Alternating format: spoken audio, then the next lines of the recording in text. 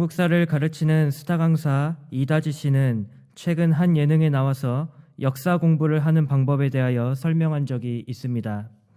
그녀가 강조했던 것은 먼저 스토리를 이해하는 것, 그리고 그 상황에 감정이입을 하는 것입니다. 그 방법을 토대로 연예인들에게 한국사를 가르쳤는데 그녀가 의도한 대로 연예인들은 그 상황을 이해하며 감정이입을 하였고 그 상황을 이해하니 자연스럽게 암기로 이어지게 되었습니다. 이처럼 역사를 이해하는 첫걸음은 스토리를 이해하고 감정이입을 통하여 그 상황을 정확하게 인지하는 것이라 할 수 있습니다. 성경을 읽을 때에도 그 스토리의 문맥을 이해하고 감정이입을 하며 묵상하는 것은 매우 좋은 방법입니다. 하지만 성경에서는 한 가지 더 고려해야 할 것이 있는데 그것은 곧 하나님께서 본문의 말씀을 통하여 무엇을 말씀하고 계시는가에 집중하는 것입니다. 오늘 본문인 노아의 방주 이야기 역시 하나님께서 무엇을 말씀하고자 하시는지를 깊이 생각한다면 그 안에 나타나 있는 내면의 깊은 진리를 깨달을 수 있게 됩니다. 하나님께서는 당신의 뜻과 계획 안에 세상의 종말을 계획하셨고 홍수 심판은 장차 나타나게 될 최후 심판의 모습을 우리에게 가시적으로 보여주신 사건입니다. 마태복음 24장 37절에 노아의 때와 같이 인자의 임함도 그러하리라 라고 하신 말씀처럼 예수 그리스도께서 다시 오셔서 심판하실 모습을 홍수 심판을 통하여 우리에게 예표하여 주신 것입니다. 그 심판 가운데 방주를 준비해 주시고 하나님께서 택하신 노아와 그 가족들을 구원하여 내신 것을 볼 때 방주는 곧 구원의 방주요 구원의 처소라고 하는 진리를 깨달을 수 있습니다. 중요한 것은 이 노아의 방주 사건이 방주 안에 있는 자들의 삶과 방주 밖에 있는 자들의 삶이 명확하게 다름을 보여주고 있다는 것입니다. 이 모습은 오늘날 구원의 처소, 즉 주님의 몸된 교회 안에 거하는 자들의 삶과 밖에 거하는 자들의 삶을 대조하여 보여주는 확실한 예표라고 할 수 있습니다. 그렇다면 교회 안의 인생과 교회 밖의 인생은 각각 어떻게 다르겠습니까? 이 시간 노아의 방주 말씀을 통하여 각각의 인생에 어떠한 차이가 있는지 살펴보며 함께 은혜를 나누고자 합니다. 첫째로 교회 안에 거하는 자들은 하나님의 보호하심 아래 생명을 보존받는 은혜를 누리게 됩니다. 다 함께 본문 13절에서 16절까지의 말씀을 합독하시겠습니다.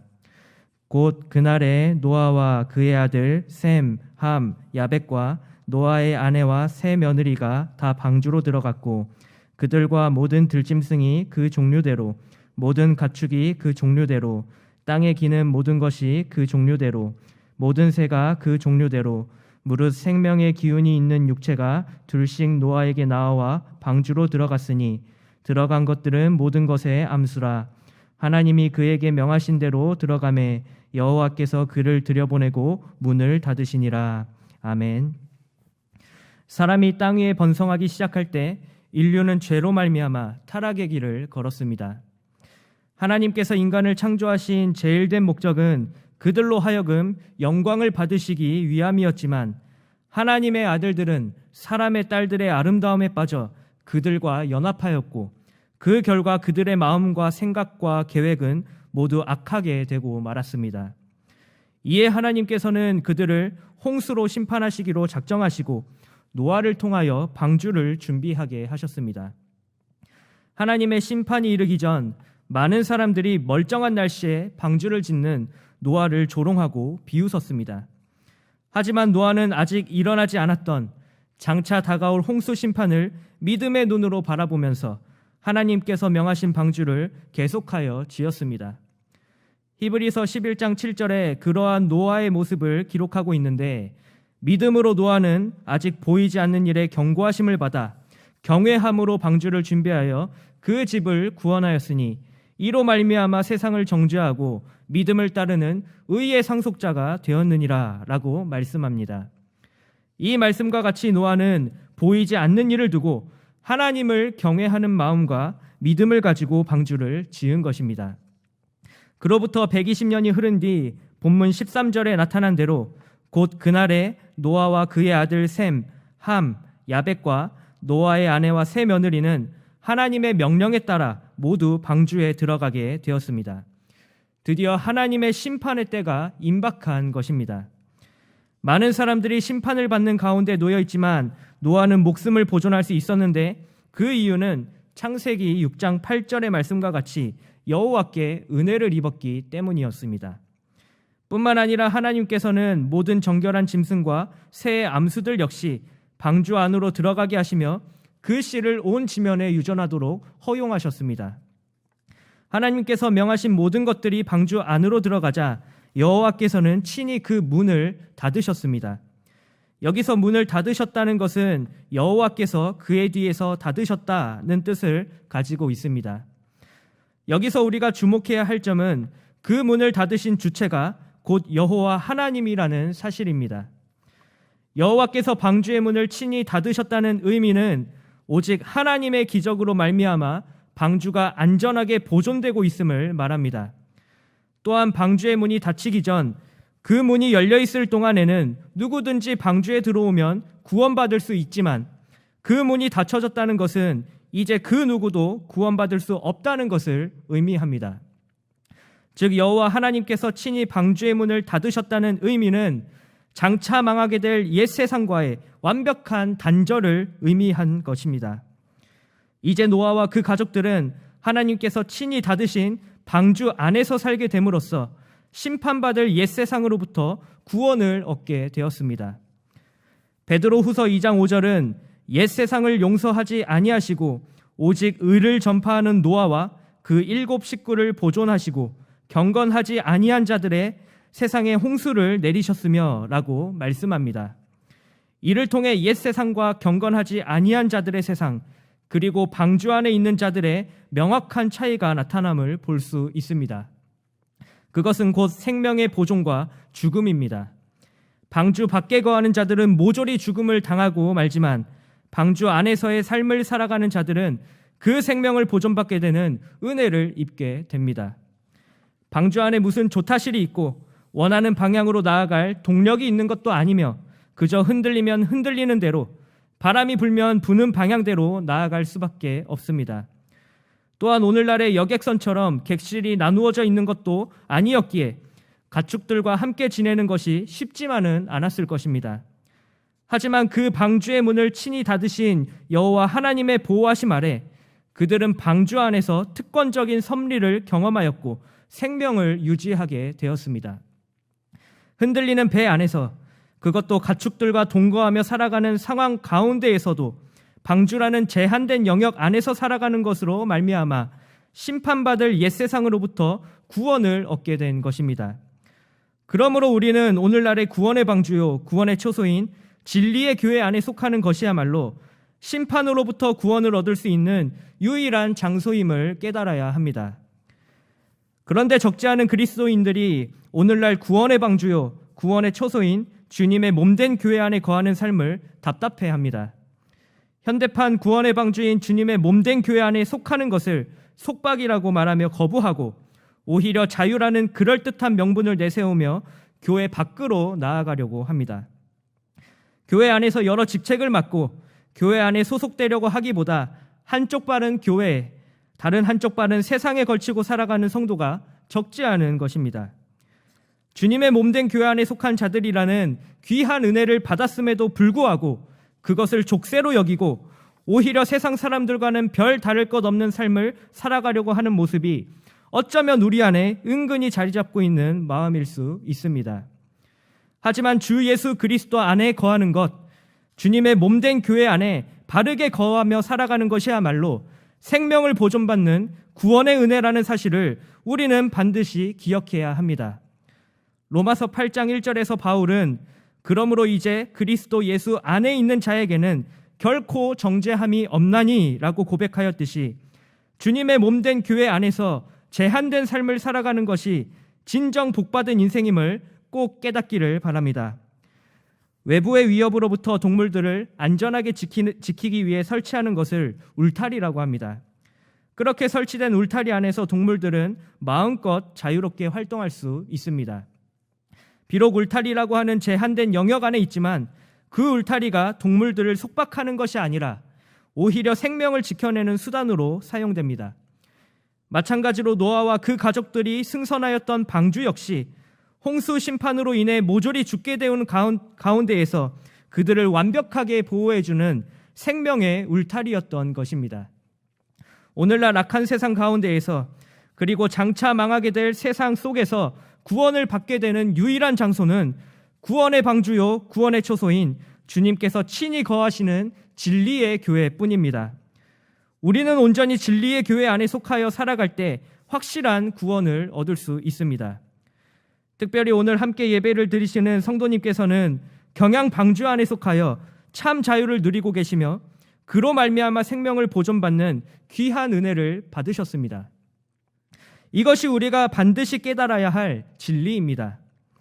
방주 밖에는 무서운 심판이 있지만 방주 안에 속한 자들은 하나님의 보호하심 아래 생명을 보존받게 됨을 꼭 기억하시기를 바랍니다. 그러므로 경양방주 안에 속하여 생명을 보존받는 귀한 은혜를 입었음을 고백하시며 그것으로 인하여 늘 기쁨과 감사가 충만한 경양의 모든 성도들이 되시기를 바랍니다. 둘째로, 교회 밖에 거하는 자들은 먹고 마시는 쾌락만을 추구하다가 결국 하나님의 심판을 받게 됩니다. 다 함께 본문 17절에서 24절까지의 말씀을 합독하시겠습니다. 홍수가 땅에 40일 동안 계속된지라 물이 많아져 방주가 땅에서 떠올랐고 물이 더 많아져 땅에 넘침에 방주가 물 위에 떠다녔으며 물이 땅에 더욱 넘침에 천하의 높은 산이 다 잠겼더니 물이 불어서 15규빗이나 오르니 산들이 잠긴지라 땅 위에 움직이는 생물이 다 죽었으니 곧 새와 가축과 들짐승과 땅에 기는 모든 것과 모든 사람이라 육지에 있어 그 코에 생명의 기운에 숨이 있는 것은 다 죽었더라. 지면의 모든 생물을 쓸어버리시니 곧 사람과 가축과 기는 것과 공중의 새까지라. 이들은 땅에서 쓸어버림을 당하였으되 오직 노아와 그와 함께 방주에 있던 자들만 남았더라. 물이 150일을 땅에 넘쳤더라. 아멘.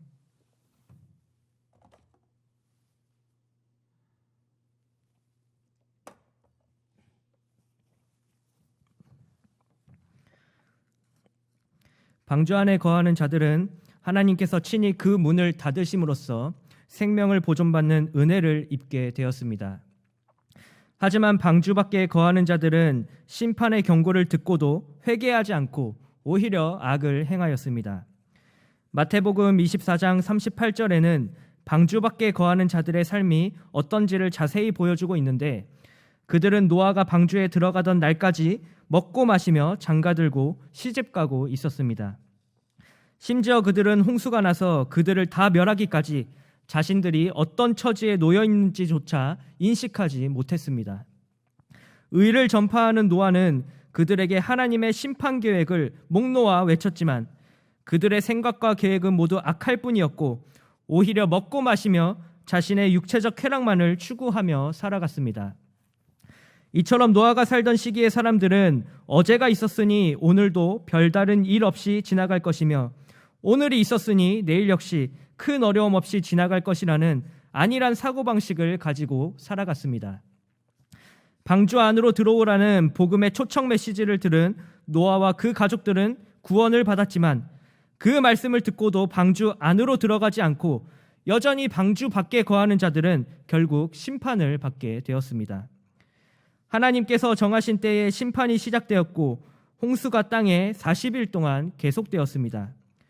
물은 점점 차올랐고 천하의 높은 산들이 다 잠길 만큼의 큰 홍수가 일어나게 되었습니다.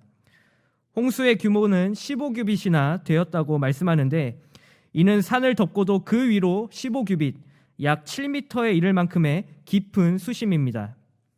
이는 가히 상상하기 어려운 재난입니다. 작년 여름 우리는 최장기간의 장마철을 겪으며 교통마비 그리고 침수 등 여러 피해를 입었는데 하물며 온 천하가 잠길 만큼의 홍수는 어떠하겠습니까? 하늘에 샘들이 터지며 온 땅을 쓸어버렸던 홍수의 비참한 모습을 본문 21절에서 23절까지 묘사하고 있는데 그 모습은 땅 위에 움직이는 생물이 모두 죽게 되는 것이었습니다.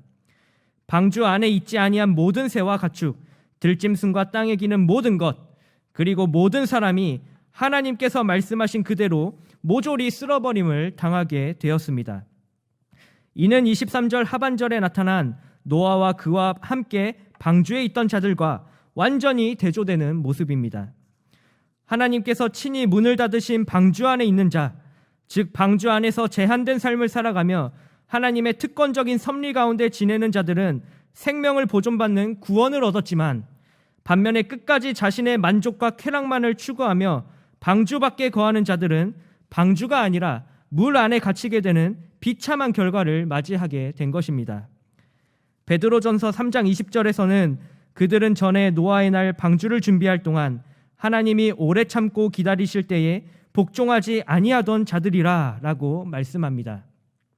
하나님께서 오래 참고 기다리시며 인내하시는 동안에도 그들은 노아가 방주로 들어가는 그 날까지 자신의 쾌락만을 추구하는 악한 행위들을 일삼았고 하나님의 심판의 말씀에도 복종하지 않았습니다. 결국 방주 밖에 거하며 먹고 마시는 쾌락만을 추구한 결과 하나님의 심판을 받고 모조리 죽게 되는 비참한 최후를 맞이하게 된 것입니다. 이와 같이 방주 밖에 거하는 자들은 하나님의 심판을 피할 길이 없다는 사실을 우리는 꼭 기억해야 합니다. 우리가 살아가는 시대는 노아 시대와 마찬가지로 어제가 있었으니 오늘이 있고 오늘이 있었으니 내일도 당연히 있을 것이라는 안일한 사고가 만연합니다. 지금 당장 먹고 마시며 즐기는 것, 육체적 쾌락과 만족을 찾는 것이 훨씬 더 가치 있고 멋있게 여겨지는 시대입니다. 몇 년 전에는 아예 욜로족, 현재 자신의 행복을 가장 중요시하고 소비하는 태도를 일컫는 말로써 한 번뿐인 인생, 오늘을 즐기며 살아가는 자들을 뜻하는 신조어까지 생겨났습니다. 그들은 긴 인생을 살아가는 동안 누구의 간섭도, 누구의 제재도 받지 않으며 내가 원하는 삶을 살아가는 것이 인생의 가치라 여기며 살아갑니다. 그러한 자들은 당연히 우리 인생의 주인 되시는 하나님을 인정하지 않고 믿지 않으며 끝까지 쾌락을 추구하고 세상과 연합하며 사는 것을 옳다고 여깁니다. 하나님보다 자기 자신을 더 믿는다고 말하고 보이지도 않는 하나님이라는 존재를 믿는 것이 어떤 유익이 있느냐고 주장합니다. 그들은 주말에 여행을 떠나 즐기며 사는 것이 교회에 가는 것보다 훨씬 가치 있는 일이라고 말합니다. 이와 같은 자들은 여전히 방주 밖에 머무르는 자들입니다. 구원의 방주요 구원의 처소인 주님의 몸된 교회 안에 머무는 것을 싫어하고 오히려 세상 안에 갇혀 사는 불쌍한 인생입니다. 하나님의 심판의 때에 스스로를 구원해 보려고 안간힘을 쓰고 발버둥을 쳐보아도 방주 밖에 있는 자들은 그 심판을 피할 길이 없습니다. 이미 방주의 문은 굳게 닫혀 있기에 그 안으로 들어가고자 아무리 애를 써보아도 하나님의 심판으로 말미암아 끓어오르는 불가마와 같은 지옥불에 갇혀 살 수밖에 없는 실로 비참한 인생일 뿐인 것입니다. 이와 같이 오늘날 구원의 방주요 구원의 처소인 주님의 몸된 교회에 속하지 아니하고 교회 밖에 거하며 자기 만족과 쾌락만을 끝까지 추구하는 자들은 끝내 멸망뿐이라는 사실을 반드시 기억하시기를 바랍니다. 장차 망하게 될 교회 밖에서 아무리 참 자유를 누리고자 하여도 잠시 잠깐 기쁨을 주는 쾌락이 방주 안에서 누리는 구원의 은혜보다 클 수 없다는 사실을 꼭 깨닫기를 바랍니다. 그러므로 교회 밖에 거하는 자들은 세상에서 그 어떤 쾌락과 만족을 얻는다 해도 결국 하나님의 심판을 피할 길이 없음을 꼭 기억하며 교회 밖에 거하는 죄를 범하지 아니하도록 늘 깨어 자신을 돌아보시는 경양의 모든 성도들이 되시기를 바랍니다. 사랑하는 경양의 성도 여러분, 그리고 헌신을 다짐하시는 48, 49, 50 여전도의 회원 여러분, 지진이나 전쟁과 같은 범국민적 상황이 닥쳤을 때 대피하도록 권고하는 장소를 안전지대 혹은 안전장소라고 부릅니다. 그 안전지대에 속하지 않게 되면 국가적 재난을 마주할 때 피할 길이 없이 생명을 빼앗기게 되고 맙니다. 예수님께서 재림하신 후 세상을 심판하실 때에도 마찬가지로 안전지대, 곧 교회 안에 속하지 않고서는 심판을 피할 길이 없습니다. 마치 방주가 죽음으로부터 물 위에 떠오른 것처럼 구원의 방주요 구원의 처소인 교회 안에 속한 자들은 구원을 얻게 될 것이며 반대로 교회 밖에 머무는 자들은 필시 하나님의 심판으로 말미암아 영벌을 받게 되고 말 것입니다. 그러므로 우리는 각자가 진리의 방주인 교회 안에 거하고 있는지 아니면 교회 밖에 거하고 있는지를 면밀히 점검할 필요가 있습니다. 예수 그리스도 안에 거하며 제한된 삶을 살아가는 행복을 누리고 있는지 아니면 자유라는 명목 아래 세상과 마음껏 타협하며 한 번뿐인 인생 즐기며 쾌락을 추구하는 삶을 살아가는지를 깊이 생각해 보아야 합니다. 혹 교회 밖에 마음을 두고 여전히 쾌락과 만족을 추구하고 계시다면 아직 하나님께서 문을 닫지 않으시고 여전히 구원의 방주로 초청하고 계시다는 사실을 기억하시기를 바랍니다. 참된 교회라는 제한된 울타리 안에서 마음껏 자유를 누리며 사는 삶이야말로 실로 성도가 누리는 참 자유이며 이것이야말로 진정 세상이 줄 수 없는 행복임을 꼭 깨달으시기를 바랍니다. 요즘과 같은 세상에 속한 것들이 우리에게 얼마나 많은 행복을 가져다 줍니까? 화려한 장식과 돈과 온갖 즐길 거리들이 어쩌면 교회 안에 있는 것보다 더 좋아 보일 수도 있습니다. 그러나 그것은 나에게 잠깐 쾌락을 가져다 주는 헛된 것에 불과합니다. 그 쾌락 때문에 교회 밖에 머무는 것은 노아 시대의 어리석은 사람들과 조금도 다를 것이 없는 모습입니다. 우리는 세상의 쾌락과 유혹이 만연하고 있는 그 자리를 단호하게 털고 일어나 주님의 몸된 교회 안에 머물기를 더욱 사모해야 합니다. 그런 의미에서 오늘 함께 예배를 드리시는 모든 경향의 성도들과 특별히 헌신하시는 48, 49, 50 여전도의 회원께서는 진정 구원의 방주요 구원의 처소인 경향방주 안에 속하여 하나님의 보호하심 아래 구원을 얻게 되셨으니 이 얼마나 감사하고 행복한 일입니까? 그 감사와 감격으로 인하여 우리는 진정 하나님께 모든 영광을 올려드려야 마땅합니다. 그러므로 교회 밖에 거하는 자들은 오로지 하나님의 심판뿐임을 기억하면서 구원의 은혜로 말미암아 심판 가운데에서도 죽지 않고 수면 위로 떠오르는 진리의 방주인 경향방주 안에 속하여 진정한 기쁨과 행복 가운데 참 자유를 누리며 살아가시는 경향의 모든 성도들과 특별히 헌신하시는 48, 49, 50 여전도의 회원들이 되시기를 간절히 바랍니다.